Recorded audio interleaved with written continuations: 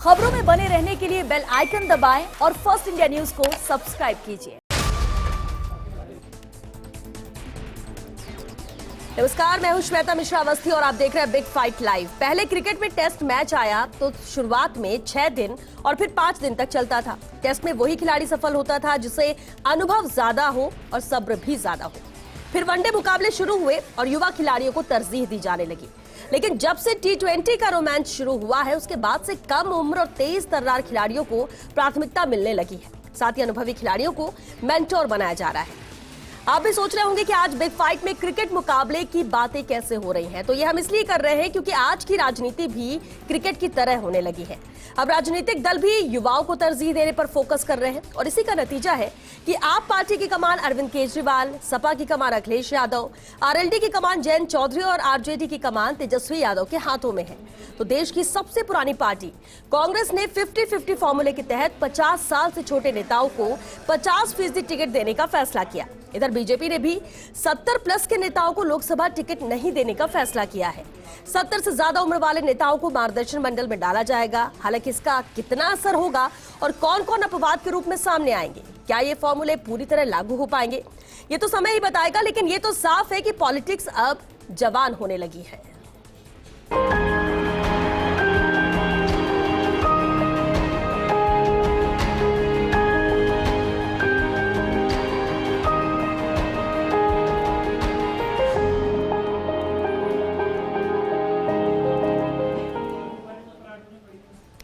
और इस खास मुद्दे पर चर्चा के लिए बेहद खास मेहमान हमारे साथ जुड़ चुके हैं। हमारे साथ सतवीर चौधरी जी हैं, उपाध्यक्ष हैं खेल परिषद, और साथ ही रामलाल शर्मा जी भी हमारे साथ हैं, मुख्य प्रवक्ता है बीजेपी के। बहुत स्वागत है रामलाल जी आपका। और साथ ही मिथिलेश जामनी जी भी चर्चा में शामिल हुए, राजनीतिक विश्लेषक हैं।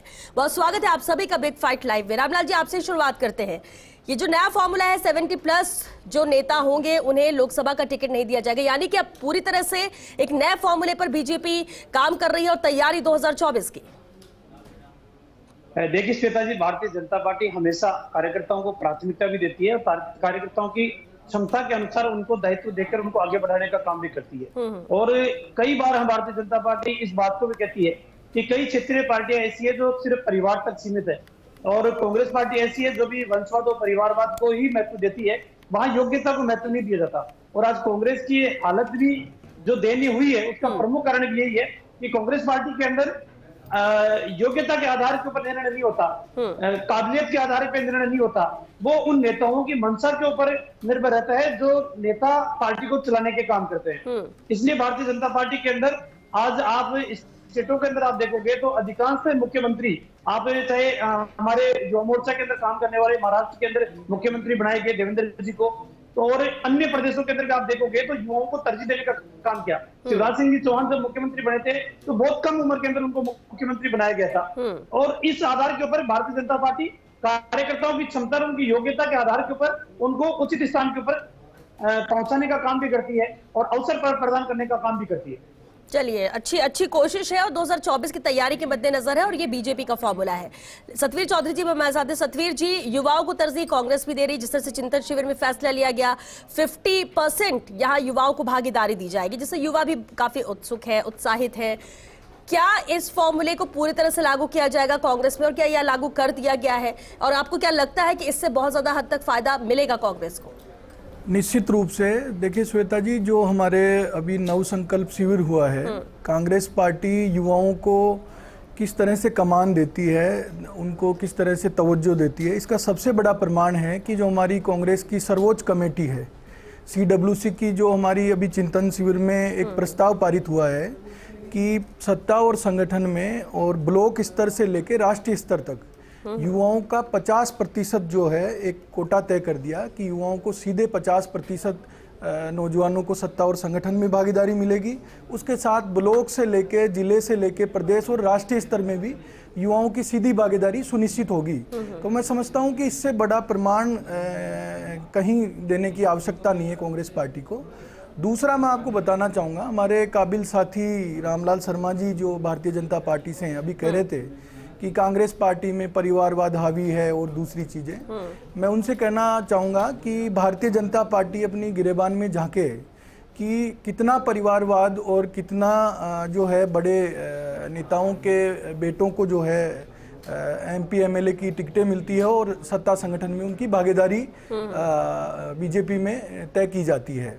दूसरा, जिस तरह राजस्थान की अगर हम बात करें तो राजस्थान में भी हमारे लोकप्रिय मुख्यमंत्री अशोक गहलोत जी के द्वारा एक युवा नीति जो है बनाई जा रही है और उसको लेके हमारा जो युवा बोर्ड है वो लगातार काम कर रहा है राजस्थान में और युवाओं से संवाद करके सब जिलों में और सब ब्लॉकों में जाके संवाद करके युवा पॉलिसी बनाई जाएगी, जिससे कैसे युवा सशक्त बने, कैसे समर्थ बने, उसको लेके हमारे राजस्थान की सरकार और हमारे मुख्यमंत्री अशोक गहलोत जी काम कर रहे हैं। तो आप ये मान के चलें कि कांग्रेस पार्टी में सबसे ज़्यादा मौके जो है युवाओं को मिलते आए हैं।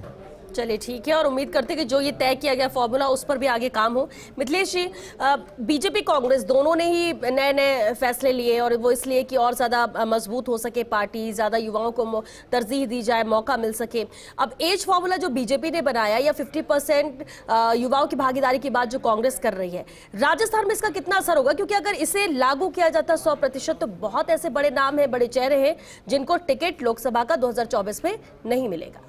देखिए श्वेता जी, पॉलिटिक्स एक ऐसा गेम है जिसमें कहा क्या जाता है, किया क्या जाता है, आज तक तय नहीं हुआ और संभावनाओं का खेल है। कोई भी बयान दे दे, बयान पर 100% नहीं तो कांग्रेस उतर सकती ना बीजेपी उतर सकती। ये बातें हैं, बातों का क्या है।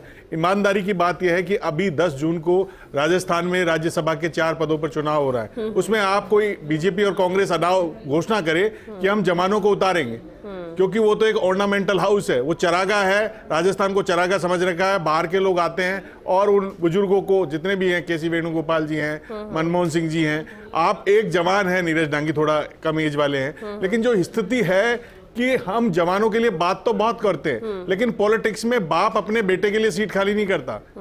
ऐसे राजनीति में, राजस्थान की राजनीति में खूब सारे उदाहरण हैं कि वो बीमार हो जाते हैं, 80 साल के हो जाते हैं, चाहे सीसराम ओला जी हों, और भी खूब सारे उदाहरण हैं, लेकिन वो अपने पद पर लड़ना नहीं छोड़ते हैं।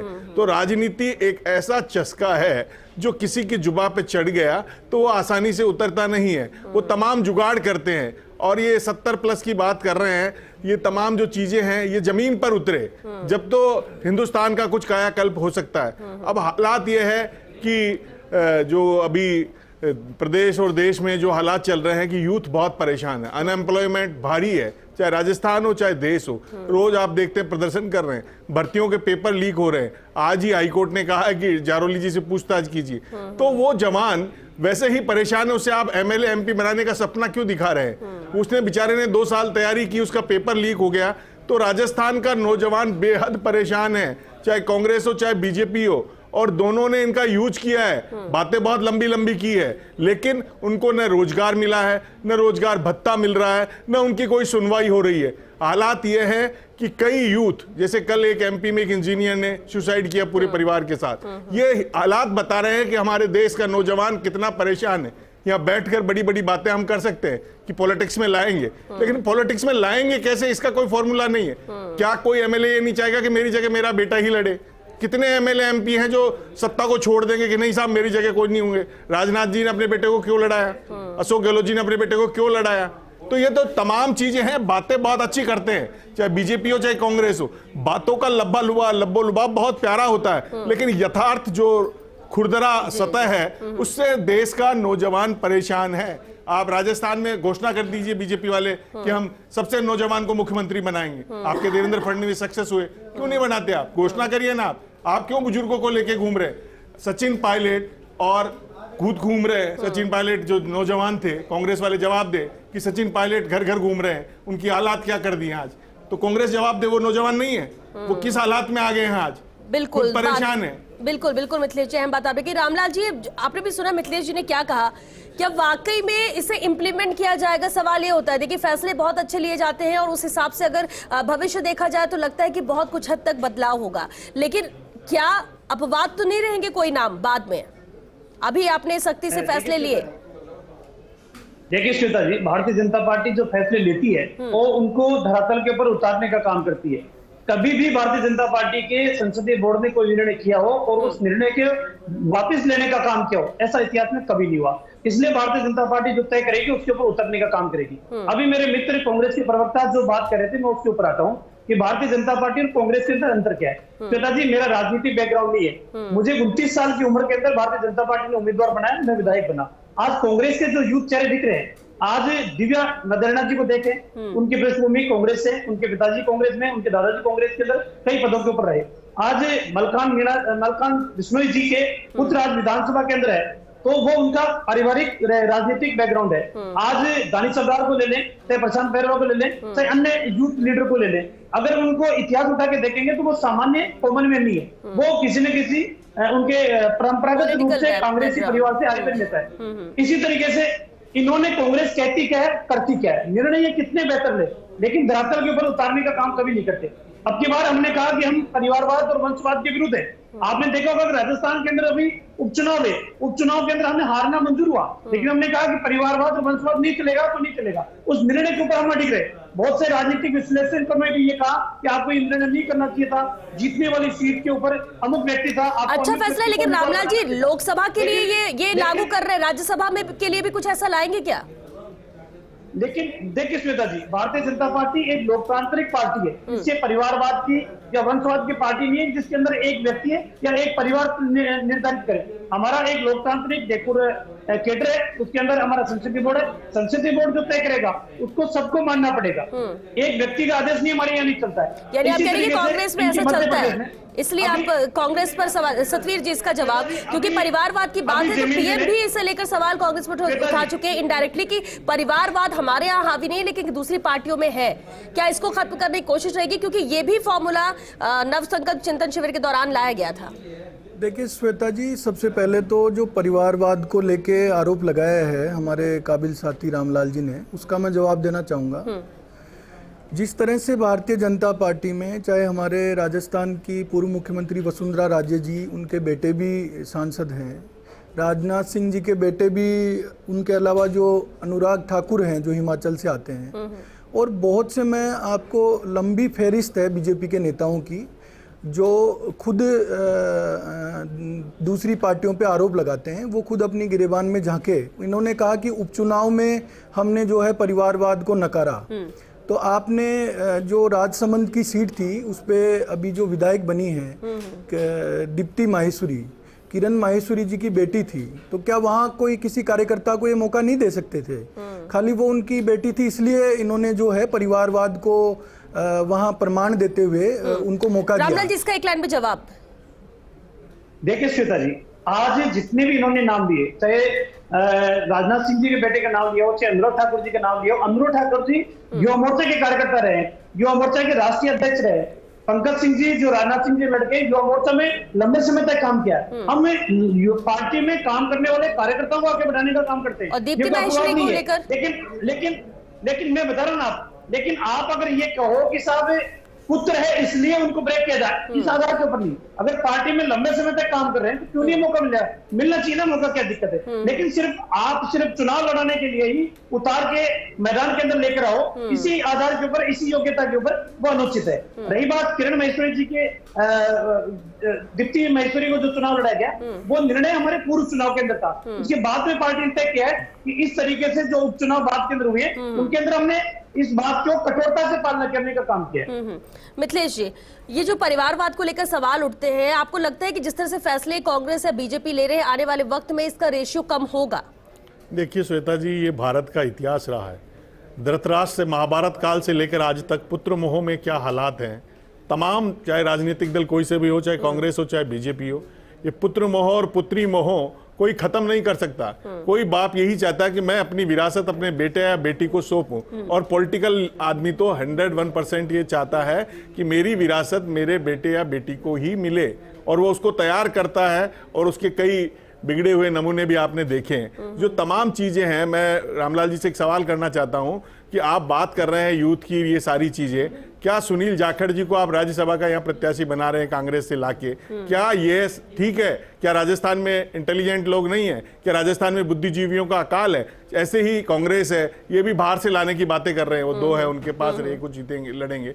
तो ये जो स्थितियां हैं कि आप राजनीति में जो राज्यसभा चुनाव की मूल भावना है कॉन्स्टिट्यूशन की, कि यहाँ के लोगों को नेतृत्व मिले, ये एक बड़ा सवाल उठता है कि आपने इसको चरागाह बना रखा है राजस्थान को, और जो ऑर्नामेंटल एक हाउस बन गया है राज्यसभा, जिसकी अब कोई दरकार नहीं है, उसको बना रखा है। इसका जैसे कोई बिल पे होती है प्रॉब्लम तो लोकसभा और राज्यसभा का एक साथ करते हैं, और उसमें राज्यसभा का कम होता है, लोकसभा ही होती है। लोकसभा में जो सांसद चुन के जाता है वो बात करता है। अब आप केसी वेणुगोपाल जी से पूछ लीजिए कि बाड़मेर में बाजरा पैदा कहां होता है, वो बाड़मेर की प्रॉब्लम जानते ही नहीं। बाड़मेर का आदमी केसी वेणुगोपाल से बात ही नहीं कर सकता।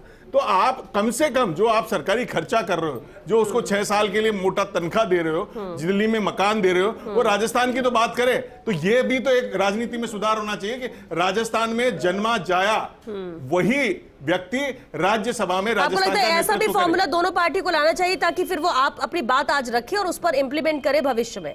क्योंकि ऐसे तो कोई भी जहां पर सरकार है, और सरकार हर राज्य में बन नहीं पाती है किसी की, तो जहां सरकार है, जहां पावर है, अब वहां पर दूसरे पावरफुल लोगों को लाकर राज्यसभा भेज देते हो। सतवीर जी, अभी जो उदाहरण दिया है केसी वेणुगोपाल, और दूसरे कई ऐसे नाम हैं।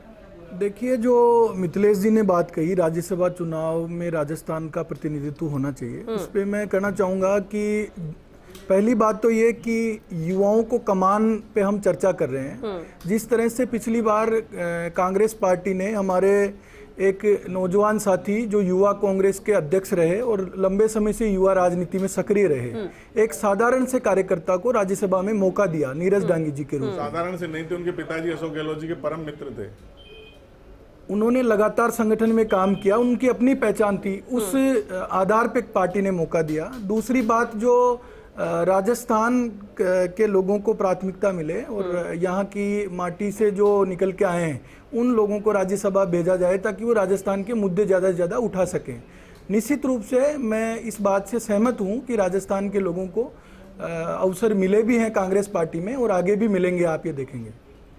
ठीक है, लेकिन मिथिलेश जी, अगर हम जिस तरह से एज फैक्टर की बात कर रहे हैं, जो एक फॉर्मूला यहाँ पर तय किया गया बीजेपी से भी, सांसदों की बात 2024 के लिए की जाए, राजस्थान से 5 ऐसे नाम हैं, बड़े नाम हैं, जो कि अब उस दायरे में आएंगे और उन्हें टिकट नहीं दिया जाएगा। तो क्या ये आसान रहेगा बीजेपी आला कमान के लिए कि भाई बड़े बड़े नाम, बड़े बड़े चेहरे, और उनको अब बैठा दो, उसकी जगह दूसरा टिकट, तो और ये लोग भी आसानी से मान जाएंगे?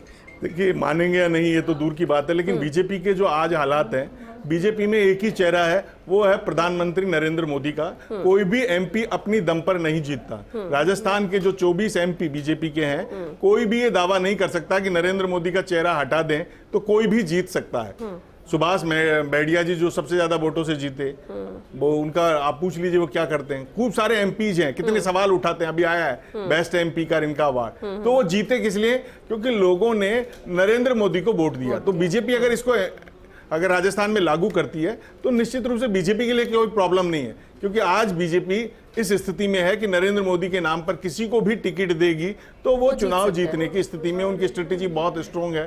और कांग्रेस में जो बिखराव चल रहा है उसका सीधा सीधा फायदा हो सकता है राज्यसभा में भी बीजेपी कुछ करिश्मा कर जाए, क्योंकि उन्हें कम 11 एमएलए की जरूरत है और बीजेपी को, कांग्रेस को 15 की जरूरत है। अगर कुछ हो जाता है तो ये जो चुनावी साल है उसमें बीजेपी की विन विन सिचुएशन होगी। कल जिस तरीके से बीजेपी वाले कह रहे हैं बहुत हमारे एकता है, जिस तरीके से शक्ति प्रदर्शन करने लग गए हैं दिनों पे, ये एक नई रिवाज राजनीति में आ गई। इस पर भी इनको सोचना चाहिए कि आप अपने जन्मदिन पर शक्ति प्रदर्शन करते हैं, चलती विधानसभा में से एमएलए छोड़ छोड़ के भागते हैं, कल ये शक्ति प्रदर्शन करते हैं। आप जन्मदिन पर अपनी शांति से अपने क्षेत्र में जाइए। ये जो एक नया ट्रेंड बीजेपी में डेवलप हो रहा है उसकी कारण यही है कि 10-12 मुख्यमंत्री बन गए हैं और उनमें से कौन बनेगा करोड़पति, वो गेम चल रहा है। इसलिए ये कौन बनेगा करोड़पति को भी मेंटोर में डालें तो शायद हो सकता है राजस्थान में बीजेपी को फायदा हो। इसी पर एक रिएक्शन रामलाल जी, इसी पर एक रिएक्शन। देखिए श्वेता जी, भारतीय जनता पार्टी के अंदर कोई मुख्यमंत्री के रूप में अपने आप को प्रस्तुत कोई नहीं कर रहा। ये तो मीडिया की कल्पनित बातें हैं। लेकिन मीडिया तो तस्वीरें दिखा रही है ना रामलाल जी, मीडिया तो तस्वीरों के साथ बात कर रही है। अगर जन्मदिन में शक्ति प्रदर्शन की बात है तो वो तो तस्वीरें बयान करते हैं। श्वेता जी, मुझे एक नेता का बयान ये बता दो जो ये कहता हो कि मुझे मुख्यमंत्री बनना हो। कोई क्यों कहेगा मुंह से सामने से? कल्पनित बातें आप कर रहे हो, उसमें दम नहीं है। मैं तो श्वेता जी दूसरी बात कर रहा हूँ आपके सामने। हमने भारतीय जनता पार्टी ने हमेशा कार्यकर्ताओं को प्राथमिकता दी है। हमने इस राज्यसभा के अंदर स्थानीय कार्यकर्ता मदन लाल जी सैनी को भेजा, पुकार सिंह जी लखौट को भेजा, हमने वाल्मीकि जी को, एक अनुसूचित वर्ग के आने वाले व्यक्ति को भेजा, हमने रामकुमार वर्मा जी को भेजा, ओम जी माथुर स्थानीय तो उनको भेजा, अभी किसको भेज रहे हो? उनको भेजा। तो आप निश्चित, आप मेरी बात सुनिए, हाँ, कभी कभी हम बाहर के कार्यकर्ताओं को भी अवसर देते हैं। राजस्थान के रहने वालों को भी मध्य प्रदेश और अन्य राज्यों से राज्यसभा को उम्मीदवार बना के राज्यसभा के अंदर भेजा गया है। भारतीय जनता पार्टी कार्यकर्ताओं की पार्टी है। कार्यकर्ताओं की योग्यता के आधार के ऊपर अन्य राज्यों से भी उनको राज्यसभा को उम्मीदवार बना के भेजा जा सकता है। लेकिन हमेशा स्थानीय, आज किरोड़ीलाल जी मीणा स्थानीय रहने वाले हैं, राज्यसभा के अंदर है। रामकुमार जी स्थानीय राज्यसभा में है। पहले मदन लाल जी सैनी थे, स्थानीय है। ओम जी माथुर है, स्थानीय। तो ये कहना कि सिर्फ भारतीय जनता पार्टी में बाहर के लोगों को राज्यसभा को उम्मीदवार बनाया जाता है, ये अनुचित है श्वेता जी। ठीक है, आपने कहा कि आपने मौके भी बहुत दिए, लेकिन सतवीर जी, कांग्रेस की अगर बात की जाए तो कांग्रेस में ठीक है, फॉर्मूला भी यहाँ पर तय कर दिया गया है, बीच में रास्ता भी निकाल दिया गया है कि संगठन में अगर 5 साल काम किया है तो परिवार के लोग भी आ सकते हैं, वो बात भी वहां पर रखी गई। लेकिन अगर राज्यसभा का, जिस पर सवाल अभी मिथिलेश जी ने भी उठाया कि क्यों बाहरी लोग ज्यादा। देखिए श्वेता जी, वैसे हम युवा नेतृत्व की कमान पर चर्चा कर रहे हैं और हम राज्यसभा तक आ गए हैं। तो मैंने आपको उदाहरण दे ही दिया कि नीरज डांगी जी हमारे युवा सांसद बने राज्यसभा के, वो युवा कांग्रेस के अध्यक्ष भी रहे। अगर बात हो रही है कि बाहर के लोगों को यहाँ मौके क्यों मिलते हैं, ऐसा नहीं है। बाहर के कार्यकर्ताओं को भी कई बार मौके मिलते हैं राजस्थान से, और राजस्थान के लोगों को भी बाहर से मौके मिलते हैं। ये आज नहीं, सदियों से होता आ रहा है मुख्य राजनीति की धारा में। लेकिन हमारा ये मानना है कि जिस तरह से कांग्रेस पार्टी लगातार नौजवानों की आवाज़ बुलंद करने को लेके, नौजवान नेतृत्व को मजबूत करने को लेके बात करती आई है, वही भारतीय जनता पार्टी कह रही है कि हम 70 से ऊपर के नेताओं को टिकट नहीं देंगे। जबकि अगर आप देखें तो देश के प्रधानमंत्री जी की उम्र भी लगभग जो है 70 के करीब है, 70 से ज़्यादा ही होगी। तो आप ये देखें कि हमारा जो नेतृत्व है, चाहे हमारे नेता जो पूर्व अध्यक्ष रहे कांग्रेस पार्टी के राहुल गांधी जी, जो हमेशा नौजवानों को किस तरह राष्ट्रीय स्तर पे लाएं, किस तरह राजनीति की मुख्य धारा से जोड़ें, उस पे लगातार काम कर रहे हैं। और उसका सबसे बड़ा उदाहरण मैं स्वयं हूँ। आप देखें तो राजस्थान में जो भी राजनीतिक नियुक्तियाँ हुई है, मुझे सबसे कम उम्र में, मात्र 29 साल की उम्र में जो है इस प्रकार की बड़ी जिम्मेदारी है जो राजस्थान सरकार में मिली है। मेरा एक सवाल है कि आप अभी उम्र कम करने की बात कर रहे हो, ज्यादा कर रहे हो। अवाना जी ने आज ही कहा कि एक गुर्जर को भेजो राज्यसभा में, उधर वो कह रहे हैं गोगरा जी रही है कि आदिवासी को भेजो।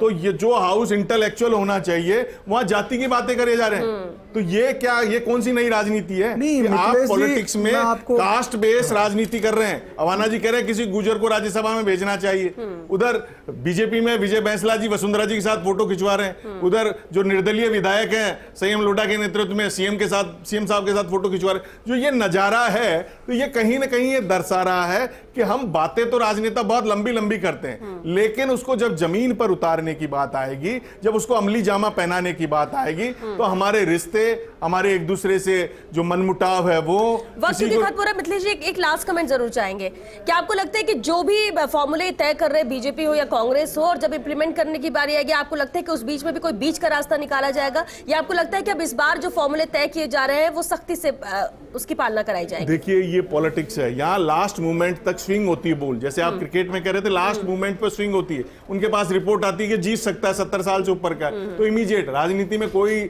माई बाप नहीं होता, कोई सिद्धांत नहीं होता। माई राजनीति में केवल जीत का ही भविष्य होता है। तो अगर जो भी राजनीतिक दल हो, चाहे कांग्रेस हो चाहे बीजेपी हो, बातें कुछ ही करे, उनको ये लगता है कि 72 साल का ये जीतेगा तो उसी को टिकट देंगे, ये फालतू की बातें हैं। जो नियम कायदे की संसदीय बोर्ड ऐसा हो गया वैसा हो गया। अगर जातिगत समीकरण, बातें सब कर रहे हैं, जाति से हम ऊपर आ गए, मतलब उनको जिताओ कैंडिडेट चाहिए, जो जीत टिकाऊ। उसके अलावा राजनीतिक दलों की कोई सोच नहीं है, किसी यूथ को नहीं लाना चाहते। ये सब फालतू की बातें हैं कि कोई यूथ आएगा। वो कास्ट इक्वेशन देखते हैं, जब आप टिकट मांगने जाते हैं तो आपके बायोडाटा में पूछते हैं आप जिस क्षेत्र में हो आपकी जाति के कितने वोट हैं। पूछ लीजिए दोनों पार्टियों में कौन कौन ऐसी पार्टी है जो बिना जाति के किसी को टिकट दे देती। आज तक आप किसी माथुर को बना दीजिए ना विजय कांग्रेस का अध्यक्ष, क्यों बना रखा है आपने जाट को? क्योंकि आपके पास कास्ट इक्वेशन का प्रेशर है। और यही राजनीति की सबसे दुर्भाग्य स्थिति है कि हम 75 साल बाद भी ये कभी नहीं होगा। राजनीति और राजनीति भी जाति और राजनीति एक दूसरे का पर्याय रहेगी। चलिए, क्योंकि वक्त खत्म हो चुका, बहुत शुक्रिया आप सभी का इस चर्चा में शामिल होने के लिए। तो पॉलिटिक्स जवान हो रही है, वो हम इसलिए कह रहे हैं क्योंकि देखिए दोनों तरफ से फॉर्मूले तय है। कांग्रेस की बात की जाए, 50% युवाओं को मौका देने की बात की जा रही है, उसी फॉर्मूले पे काम किया जा रहा है। बीजेपी ने भी तय कर लिया है कि 70+ में किसी को भी आप लोकसभा का चुनाव नहीं लड़ाएंगे, टिकट नहीं देंगे। लेकिन ऐसे बहुत सारे सारे बड़े नाम है, बड़े चेहरे हैं, जो ना सिर्फ सांसद रहे, केंद्रीय मंत्री भी रहे, तो क्या उन्हें घर बैठाया जाएगा?